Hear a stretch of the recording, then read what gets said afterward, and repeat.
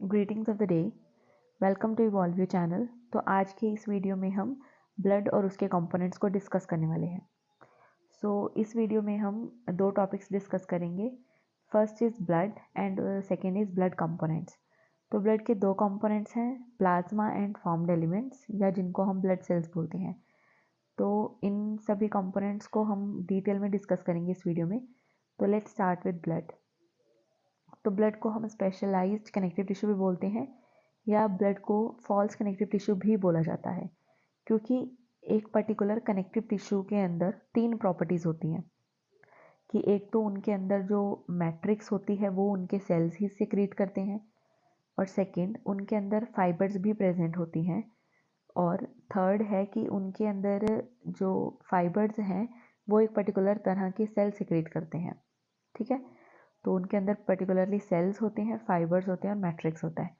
पर ब्लड को हम फॉल्स कनेक्टिव टिश्यू इसलिए बोलते हैं क्योंकि इनके अंदर ना ही फाइबर्स प्रेजेंट होती और ना ही ब्लड के जो सेल्स हैं वो मैट्रिक्स बनाते हैं इसका, इसलिए ब्लड को हम फॉल्स कनेक्टिव टिश्यू बोलते हैं। और अगली बात अगर हम ब्लड की करें तो ब्लड का जो पीएच होता है ह्यूमन के अंदर वो होता है 7.4, that is slightly alkaline pH होता है। और अमाउंट ऑफ ब्लड एक नॉर्मल ह्यूमन बीइंग में होता है अप्रॉक्सीमेटली 5.6 लीटर्स। और अगर ब्लड की कंपोजिशन की बात करें तो ब्लड के अंदर होता क्या है, 55% जो पार्ट है ब्लड का वो फ्लूइड मैट्रिक्स जो कि प्लाज्मा है वो बनाता है, और जो बचा हुआ 45% पार्ट है ब्लड का वो फॉर्म्ड एलिमेंट्स मतलब ब्लड के सेल्स बनाते हैं। तो इससे हमें क्लियर हो गया कि जो ब्लड का कंपोजिशन है वो होता है क्या है, 55% प्लाज्मा होता है, 45% ब्लड के सेल्स होते हैं। और प्लाज्मा के बारे में तो सबने सुना ही है कि वो ब्लड का एक पार्ट होता है, 55% पार्ट होता है। और सेकंड है सीरम। सीरम क्या होता है, serum is equal to plasma minus clotting factor. कि सीरम एक्चुअल में प्लाज्मा ही होता है, बट प्लाज्मा में बहुत सारे क्लॉटिंग फैक्टर्स भी होते हैं जो ब्लड को क्लॉट करने में, ब्लड को जमने में हेल्प करते हैं। पर वहीं पे अगर हम प्लाज्मा में से सारे क्लॉटिंग फैक्टर्स को रिमूव कर दें तब उस प्लाज्मा को हम क्या बोलते हैं, सीरम बोलते हैं। ठीक है, तो ये अब हमें समझ में आ गया कि प्लाज्मा के अंदर क्लॉटिंग फैक्टर होते हैं पर सीरम के अंदर क्लॉटिंग फैक्टर्स नहीं होते। तो इसीलिए अगर क्वेश्चन पूछा जाए कि सीरम क्लॉट कर सकता है कि नहीं, तो आंसर विल बी नो, क्योंकि सीरम के अंदर क्लॉटिंग फैक्टर्स हैं ही नहीं, इसलिए सीरम कभी भी क्लॉट नहीं कर सकता। अब नेक्स्ट हम कंपोनेंट्स ऑफ ब्लड को डिस्कस करते हैं। तो कंपोनेंट्स ऑफ ब्लड में सबसे पहला कंपोनेंट हमें पता है 55% जो ब्लड का कंपोजिशन बनाता है वो होता है प्लाज्मा। तो प्लाज्मा की अगर बात करें तो प्लाज्मा होता क्या है, it is a straw coloured viscous fluid. Straw colour मतलब जो लाइट ब्राउन कलर का होता है, और विस्कस फ्लूइड होता है मतलब ये थिक फ्लूइड होता है। जैसे चाशनी की अगर हम बात करें तो वो पानी के कंपैरेटिव थिक होती है। ठीक है, तो वो उसी को हम क्या बोलते हैं, विस्कोसिटी बोलते हैं। तो plasma is also a straw coloured viscous fluid. और प्लाज्मा कितना परसेंट बनाता है ब्लड का, 55% जो हिस्सा है ब्लड का वो प्लाज्मा बनाता है। और इस प्लाज्मा के अंदर, प्लाज्मा हमें पता है लिक्विड होता है, फ्लूइड होता है। तो प्लाज्मा के अंदर 90 to 92% क्या होता है, वाटर होता है, और 8 to 10% क्या होते हैं, इसके अंदर सॉलिड्स प्रेजेंट होते हैं। ठीक है, और प्लाज्मा के अंदर पानी होता है, सॉलिड्स होते हैं, और कुछ क्लॉटिंग फैक्टर्स भी होते हैं जो प्लाज्मा को क्लॉट करने में हेल्प करते हैं, ब्लड को क्लॉट करने में हेल्प करते हैं।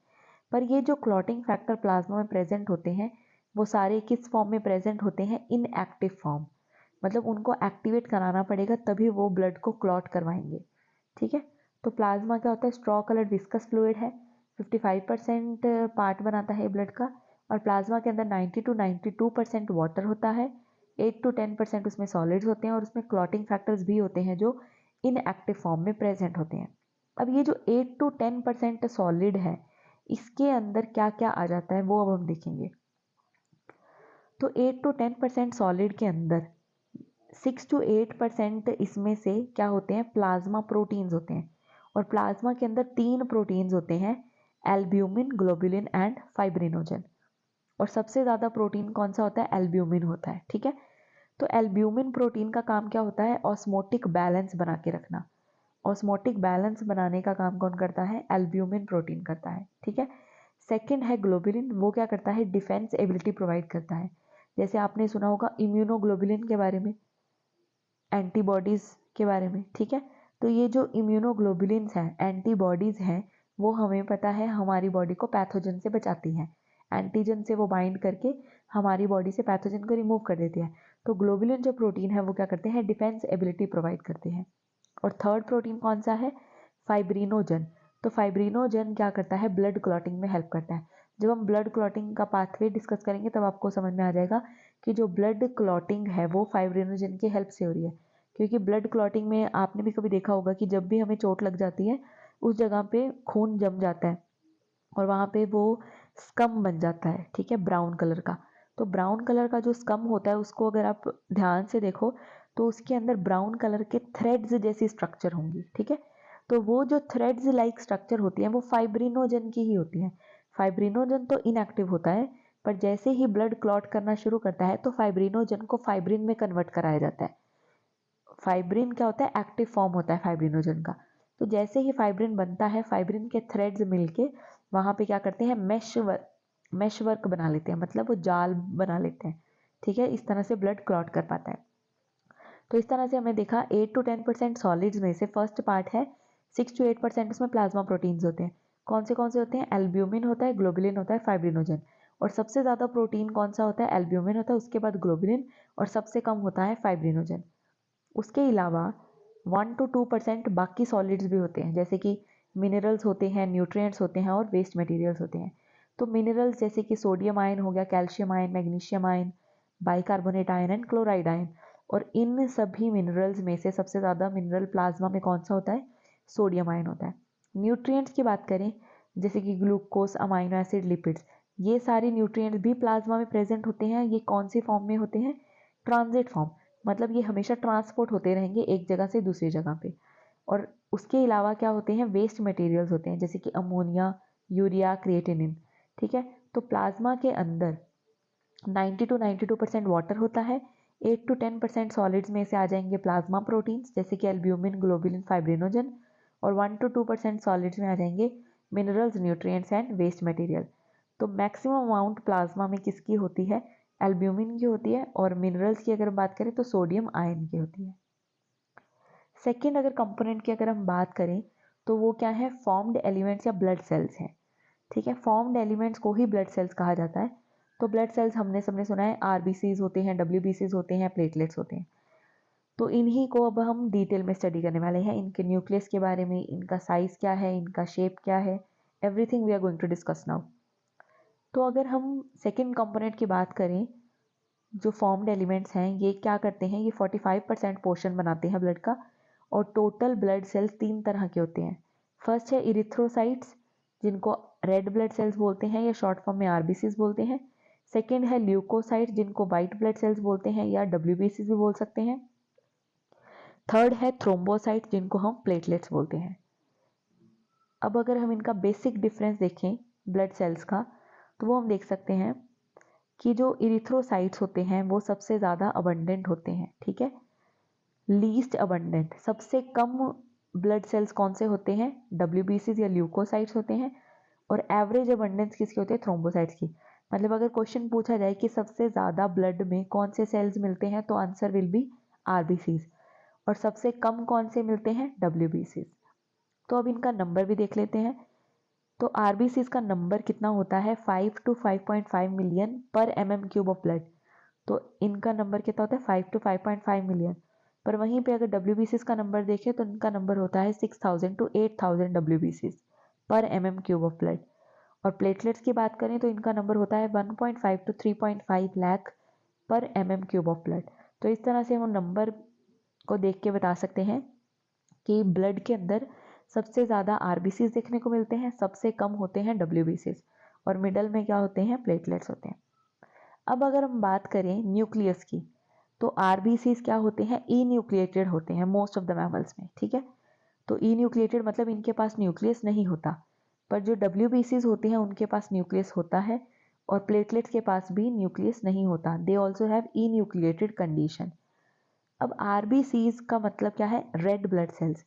तो रेड ब्लड सेल्स इनका नाम इसलिए रखा गया क्योंकि ये अपीयरेंस इनकी क्या है, रेड कलर की है। तो रेड कलर की अपीयरेंस इनकी क्यों होती है, क्योंकि इनके पास क्या होता है, हीमोग्लोबिन, जो कि एक रेस्पिरेटरी पिगमेंट होता है, ठीक है। और हीमोग्लोबिन के अंदर क्या होता है, आयरन होता है। तो आरबीसीज के पास हीमोग्लोबिन है, इसलिए इनका नाम क्या है, रेड ब्लड सेल्स है। और वहीं पे डब्ल्यूबीसीज के पास हीमोग्लोबिन नहीं है, इसलिए हम उनको क्या बोलते हैं, व्हाइट ब्लड सेल्स बोलते हैं। और थ्रोम्बोसाइट्स के पास भी हीमोग्लोबिन नहीं होता। अगर हम साइज की बात करें तो साइज आरबीसीज का होता है 7.5 माइक्रोन, डब्ल्यूबीसीज का होता है 10 to 14 माइक्रोन, और प्लेटलेट्स का साइज होता है 2 to 5 माइक्रोन। तो सबसे बड़ा साइज कौन से सेल्स का होता है, डब्ल्यूबीसीज का होता है, और सबसे छोटा होता है प्लेटलेट्स का।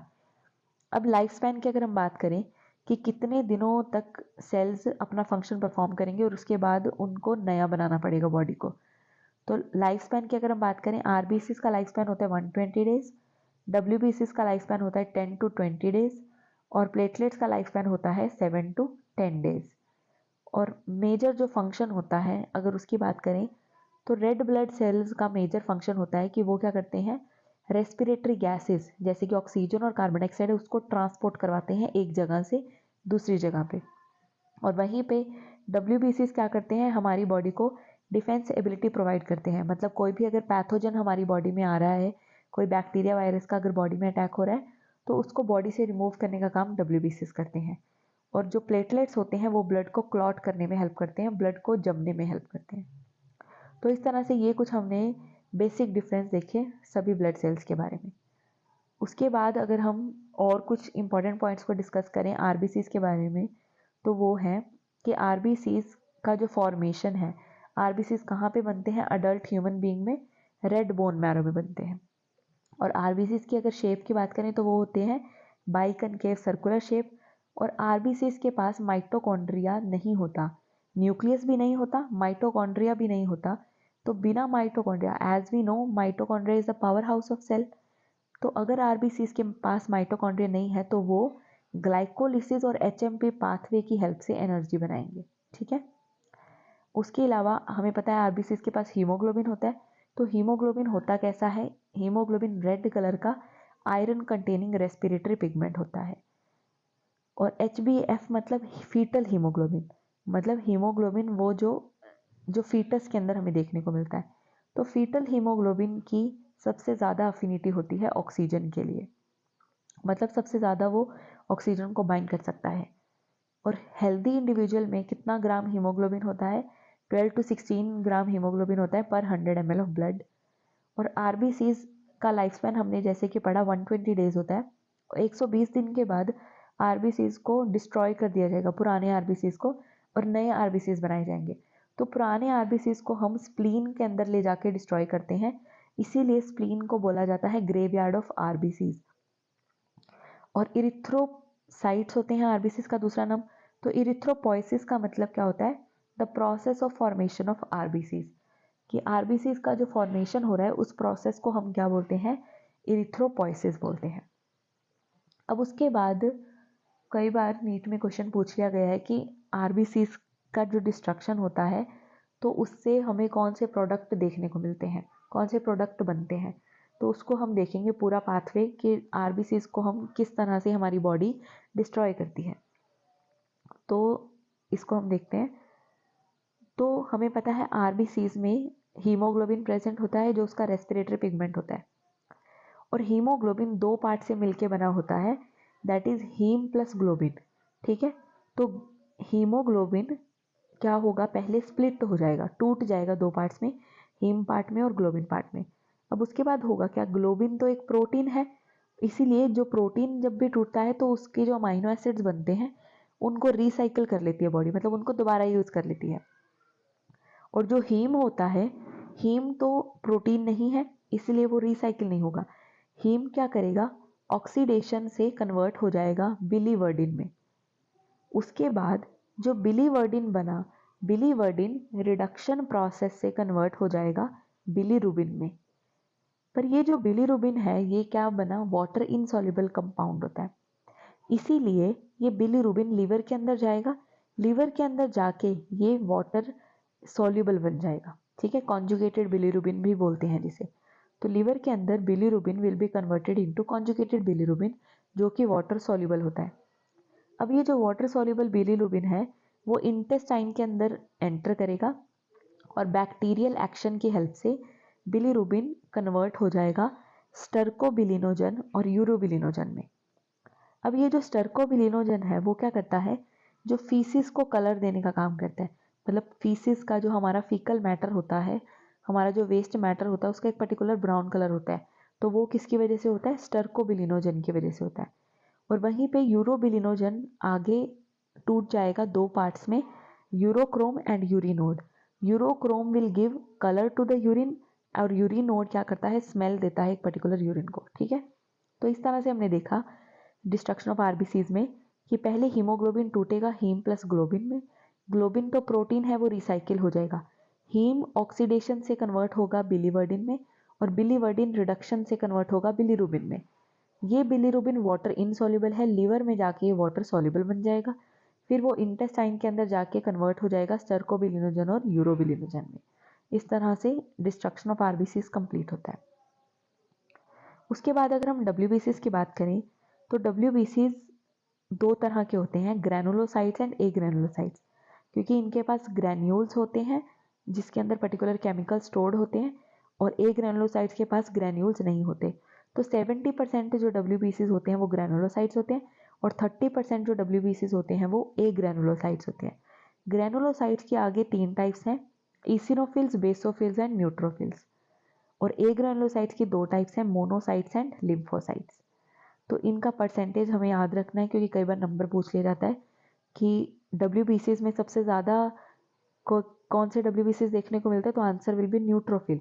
न्यूट्रोफिल का परसेंटेज होता है 60 to 65%। और सबसे कम डब्ल्यूबीसीज हमारी बॉडी में कौन से होते हैं, बेसोफिल्स, क्योंकि उनका नंबर सबसे कम होता है 0.5 to 1%।